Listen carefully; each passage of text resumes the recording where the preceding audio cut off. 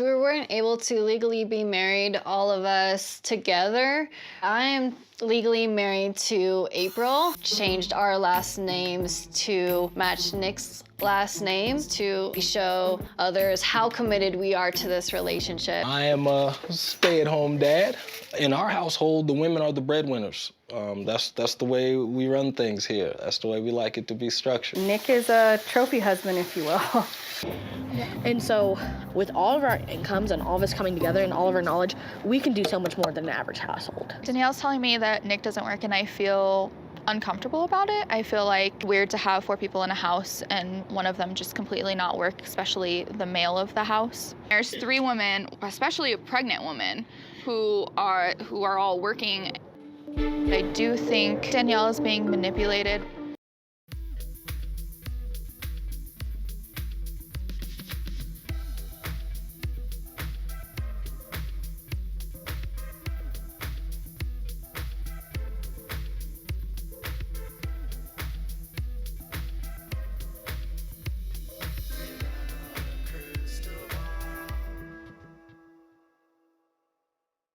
Hey friends, it's Katie from Without a Crystal Ball. I hope everyone's having a great day. It's Tuesday, April 16th, 2024. For the longest time, I was convinced that Kody Brown was the biggest deadbeat father. That was a freeloader that lived off his women, used them for money to fund his lifestyle and enable him to do whatever he wanted. Drive cars, go places, do whatever. And I thought there couldn't possibly be any other men on TLC that could possibly be better at conning women into believing that they should be jointly married to one man and have the man not work. I didn't think there could possibly be anyone than Kody Brown. And then I met Nick Davis of Seeking Sister Wives. On the surface, Nick comes off incredibly charming, though it's kind of superficial, and you quickly realize that Nick and his 3 wives, April, Danielle, and Jennifer. Kody only obtained these women because he was in a culture that believed in polygamy, and there was an already built-in system where as long as a man was interested in practicing plural marriage and sort of played by the rules, he could convince other women in his church to become his wives. So it wasn't like Kody had to convince the women that he was the best choice or that he was like this outstanding person. They had a built-in system that taught them from birth that their only way to the celestial kingdom was through a man and being a plural wife. Nick Davis, on the other hand, is not seemingly doing any of this for religious purposes, and yet he has somehow convinced 3 separate women, that his mind is so amazing that he doesn't and can't work because he needs to spend time during the day researching new ideas on math and science so that he can change the world. And because of that, the wives have stated that they're the ones that actually want to work because Nick's mind needs time to research. Yes, it's effectively one man trafficking 3 women to work for him so he can sit at home and Google. I didn't want it any other way. I'm just so thankful that I'm able to have a thinker at home that all he does is read and think and tell me about all the things that he's been able to research and what that means, how that applies to us here, and how that makes it to where we don't have to be stressed in our life like everyone around us. I don't walk around with anxiety or hurt or any of those things. And if I didn't have Nick in my life, I probably would. This man has convinced 3 intelligent women that he will stay at home and learn about quantum physics or quantum something. He discusses particles and anatomical chemistry and all kinds of abstract and complicated scientific and mathematic concepts. And these concepts that he's learning, he then is teaching them about how they can apply that into their lives. And so because he's doing that, they don't have to think and make decisions on their own. He basically tells them how life goes, what they should think, how they should feel, and because of the thoughts and feelings that he has implanted in their brains through brainwashing, they don't feel anxiety because he has told them how to live. And these women are so brainwashed by him that they believe everything he's saying and believe that they want to work and that he should stay home and not have a job. Because as Nick says, the king is supposed to hold the court and the queens are supposed to move around and do all of the things so that the king can hold down the fort. Now, he does have a daughter now, Vera, with Jenny. And he is a stay-at-home dad, sort of, but he also has help from the other women, but he still doesn't have a job outside of TLC now. Before TLC, he was doing nothing. Now, during the 4th season, they were courting a girl named Danielle. And this couple, or this throuple, preyed on a woman that had no contact, no family, no support systems, completely isolated in a town where she was basically, it was her that she had moved there and she didn't have her family around her. She was someone that was vulnerable, that needed people to make her feel included, that was looking for community, and they love bombed the hell out of this girl into making her believe that she would want to join their family and work for them and believe that she could add to their family, because really what they were looking for is Jenny became pregnant and they needed childcare. And they needed more income. They wanted to buy a bigger house and they wanted someone to help with the kid. And so what did they do? They convinced Danielle that she needed to join their family. And Danielle, love bombed to hell, is convinced she should do it. And she joins their family, even before one of her friends tries to talk her out of it. Now, the people in this family on the surface are very likable. There's nothing unlikable about anything. It's just what's underlying all of it that is so sinister. These poor ladies have no clue they're being taken advantage of, and they feel like they're being empowered by Nick to work. I always say that Kody pimped out his family, and in many ways, Nick is pimping out his wives. He's like a pimp at home, and all the ladies are hustling, making money for him, coming home, bringing home the money for him, and then Nick is telling them what to do.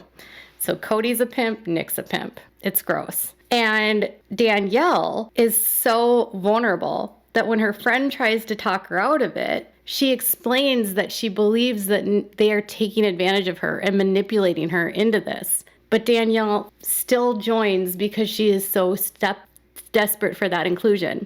But a part of joining the family means that she will never actually marry Nick, because Nick doesn't marry the women. Nope.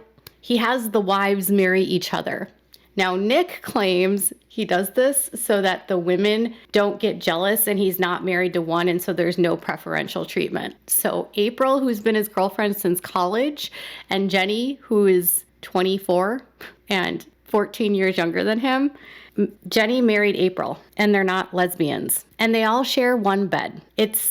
So the women are married, they all share one bed, they have a special room in their new house where they can all do stuff with Nick, intimate time, and their bed is 12 feet wide. So basically, Nick is pimping out his wives to work, and then they come home and satisfy him sexually. And these women think that this is exactly what they want. I thought Kody was a good con man, but it turns out Nick might be better.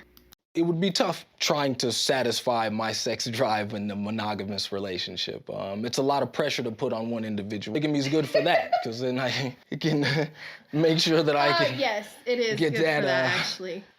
get that taken care of. So basically, Nick is addicted to sex, and he needs it all the time. And so throughout the night, he might go and take one of the ladies into one of the rooms, and they get up in the middle of the night and they go have sex and they go back and they all sleep in the same bed together. He tells the ladies that polygamy is good because no one woman could ever satisfy his needs, i.e., just let me cheat on you because that's really what I want to do, but I'm going to convince you that we're in a committed relationship, and by the way, we're going to add sister wives all the time, and also I'm not going to work. So I'm going to tell us all how to live and feel, think with quantum physics. I am so smart. I'm going to dictate everything you do. And by the way, none of you can handle my sex drive on my own. And the women are like, yeah, that's true. We can't. We really can't. He kind of reminds me of Keith Raniere from Nixium. I'm just saying. So by season 5, after he brings Danielle into the family,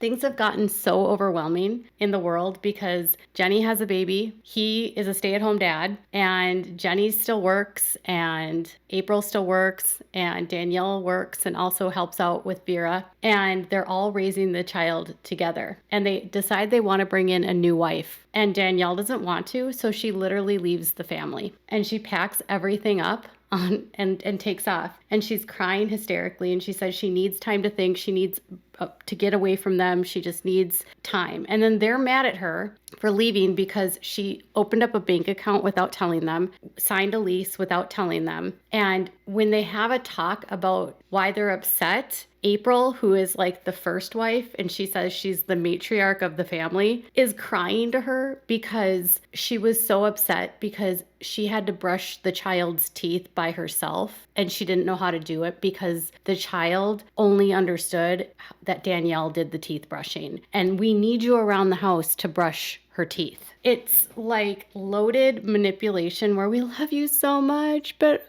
she couldn't. We needed someone to brush the teeth. The poor girl is almost free from these love bombing a-holes that are in a cult, and they get her back in their clutches, and they tempt down her enough to convince her that they aren't going to go looking for another sister wife until she's more settled. And so in order to get her to be more settled, they keep love bombing Danielle with, we love you, let's go do all of these things together. And everything that they do with poor Danielle is with the motive of like manipulating her into something new. So in the most recent episode, they went to go smash things and do something as girl time. But they only went to do this with her because they wanted to make sure that she would be ready to take on new sister wives. So do you got that? Danielle takes steps to get free. They lure her back in. They remind her that the house cannot run without her.